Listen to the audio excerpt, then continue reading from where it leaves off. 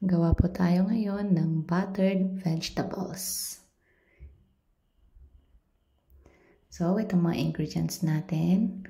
Una, meron tayong butter, yellow corn, whole kernel, potato, broccoli,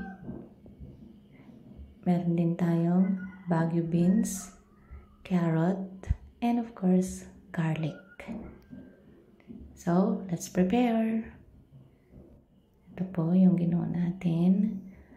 Chinap lang natin siya into small pieces. Tapos cube din na maliliit yung ating carrots.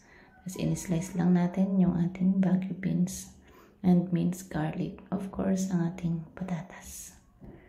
So, ito na yung ating mga ingredients. So, mag-start na tayo sa pagluluto. Una, siyempre painit natin ang ating kawali and mag-isa po tayo. Isot lang natin yung ating butter and then susunod natin dyan mamaya yung ating garlic. Kapag tunaw na yan or medyo natutunaw na para hindi masunog yung butter.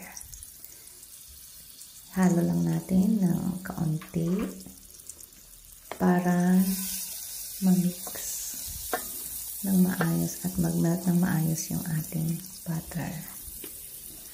Next, isusunod natin dito ang ating gulay. And of course, hintayin lang natin mag-melt yung ating butter. Una, yung ating patatas or potato. I-gisa lang natin yan. Iluto lang natin ng maayos para lumambot siya para mas masarap kainin.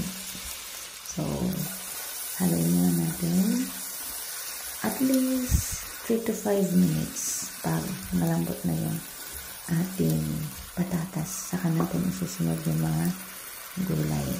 Okay? Let's put now the carrots, bagu beans.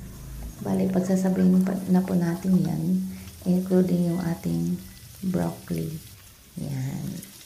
So, paghaluin lang natin yung mga gulay. At hindi natin masyadong niluto ito. Half cook lang.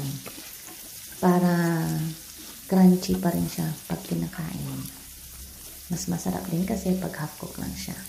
Then, idadagdag na natin yung ating salt or asin para merong lasa. Ang atin din,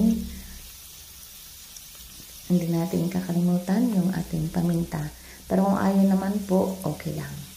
Sa mga gustong magdagdag ng flavor, pwede rin kayong mag-add. Sa akin, wala na po akong nilagay. Pure vegetarian dish itong ginagawa natin.